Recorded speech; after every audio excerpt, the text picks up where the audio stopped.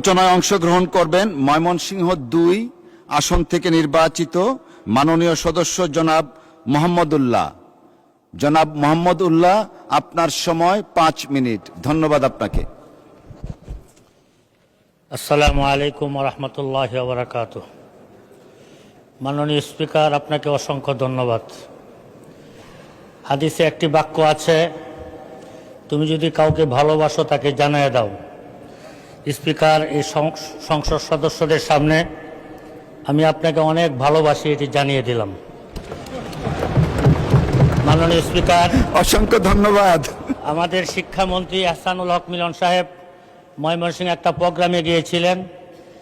উনি অসংখ্য মানুষের সামনে ওনার আসনে আমাকে বসিয়ে আমাকে মাননীয় শিক্ষামন্ত্রী বলে সম্বোধন করে আমাকে সম্মানিত করেছিলেন। আপনার মাধ্যমে তাকেও আমি ধন্যবাদ জানাই। মাননীয় স্পিকার, আমার দল বাংলাদেশ খেলাফত মজলিস এর আমির আল্লামা মামুনুল হক সাহেব জোর করে আমাকে ইলেকশনে নামিয়েছিলেন, যে কারণে জনগণ আমাকে ভোট দিয়ে সংসদে পাঠিয়েছেন।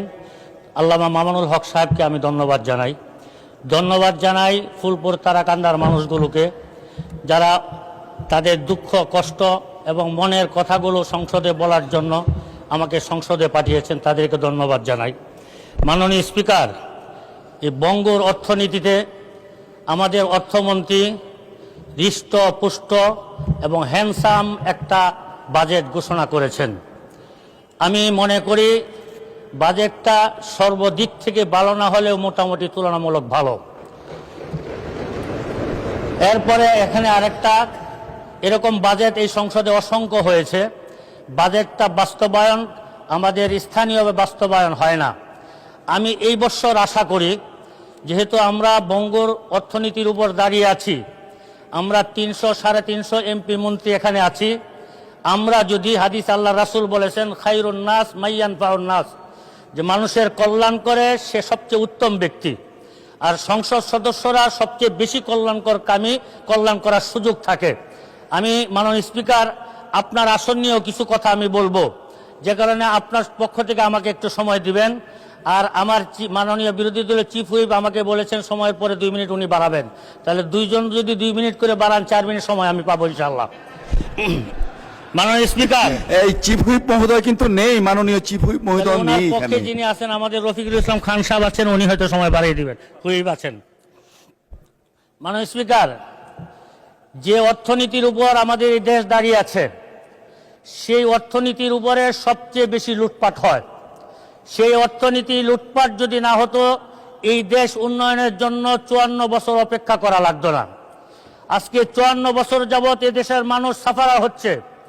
আমাদের এই দেশে যারা জনপ্রতিনিধি হয় এবং বিশেষ করে অনেক সরকারি কর্মচারী আছেন, যারা ঘুষ বাণিজ্য এবং অর্থ লুটপাটের সাথে জড়িত থাকার কারণে গত 17 বছরের ইতিহাস আপনার এবং আমাদের সামনে আছে।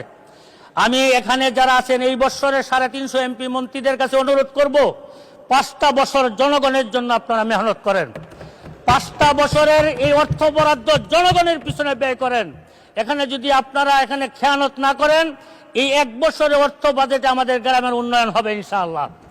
মাননীয় স্পিকার, আপনার কাছে একটা ছোট্ট আবদার থাকবে, আপনার মাধ্যমে আমাদের অর্থমন্ত্রীর কাছে আমার ছোট্ট একটা আবদার থাকবে। বিএনপি যখন থেকে প্রতিষ্ঠিত হয়েছে, বাংলাদেশের কওমি গণনার প্রতিটি মানুষ বিএনপির সাথে ছিল, এখনো আছে।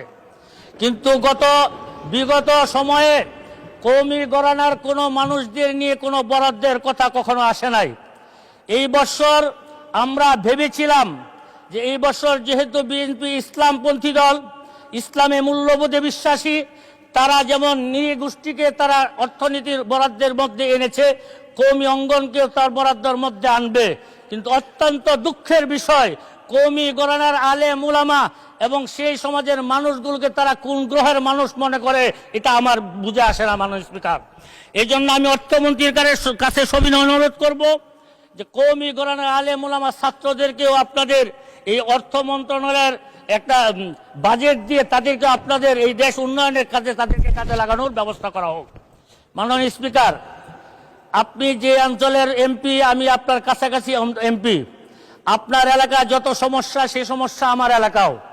লক্ষ লক্ষ মানুষের শুধু একটাই ফোন আসে, এই বৃষ্টির দিন মানুষ কোথাও চলাচল করতে পারে না, প্রতিটা রাস্তাঘাটে হাঁটু পানি পর্যন্ত জমে যায়, রিক্সা উল্টে অনেক মানুষ অ্যাক্সিডেন্ট করে। মাননীয় স্পিকার, আমি আপনার কাছে আপনার মাধ্যমে অনুরোধ করব। মাননীয় সদস্য, সময় শেষ, তারপরেও 2 মিনিট দাবি করা হচ্ছে, 2 মিনিট বাড়িয়ে দেওয়া হলো। আর আপনার কনস্টিটিউন্সির উপর দিয়ে আমি যাই, একটা তো দায়বদ্ধতাও আছে, 2 মিনিট বাড়িয়ে দেওয়া হলো। আপনার পক্ষ থেকে 2 মিনিট চাই মাননীয় স্পিকার।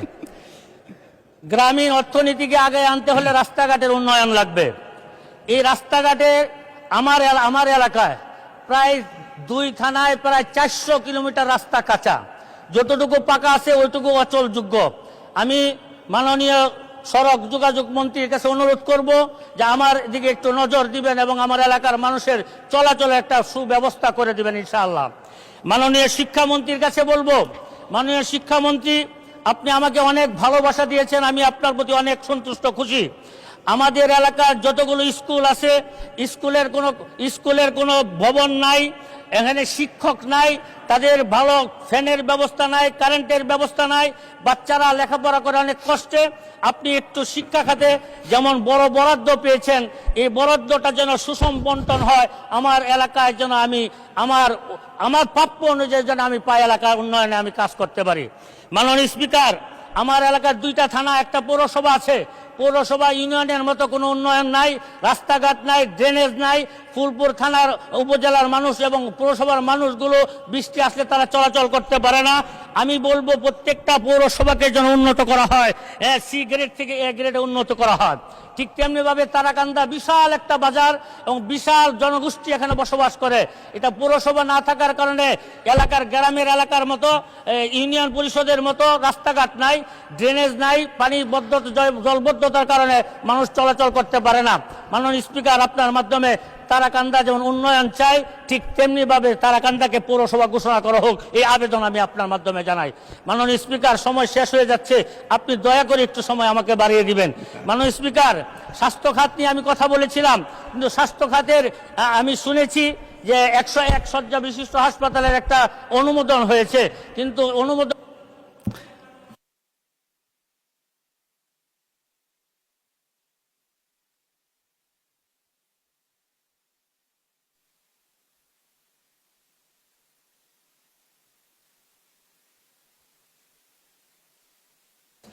ডান দিক থেকেও চাচ্ছেন, আপনার জন্য 1 মিনিট, ভালো জনপ্রিয় মানুষ, নেন 1 মিনিট। মাননীয় স্পিকার, আমরা বৃহত্তর ময়মনসিংহ সবসময় উন্নয়ন থেকে বঞ্চিত, যেমন আপনি জানেন, আমরাও জানি, সামনে যারা আছেন তারাও জানেন। আজকে প্রধানমন্ত্রী বেগম খালেদা জিয়া বেঁচে থাকলে হয়তো আমি এই বেঞ্চে না থেকে ওই বেঞ্চে থাকতাম। তা আমি আপনাকে আমাদের অভিভাবক মনে করি, আপনি অভিভাবক হয়ে আমাদের বৃহত্তর ময়মনসিংহ উন্নয়নে আমাদেরকে অবদান রাখার সুযোগ দিবেন ইনশাআল্লাহ। সাথে সাথে গতকালকে একটা সংবাদ পাইলাম যে ময়মনসিংহ থেকে শেরপুরের রেল লাইনের একটা অনুমোদন পাস হয়েছে। আমি আপনার মাধ্যমে রেলমন্ত্রীর কাছে অনুরোধ করব, এই রাস্তাটা যেন জামালপুর থেকে শেরপুর না হয়ে ময়মনসিংহ, তারাকান্দা, ফুলপুর, হালুয়াঘাট হয়ে শেরপুর হয়, তাহলে লক্ষ লক্ষ মানুষের উপকার হবে। মাননীয় স্পিকার, আপনাকে অসংখ্য ধন্যবাদ।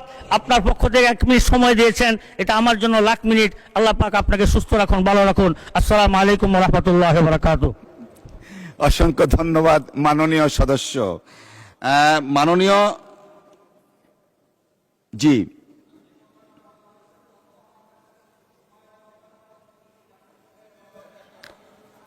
আচ্ছা একটু বসেন, আমি একজনকে কল করছি, তারপরে দেখব।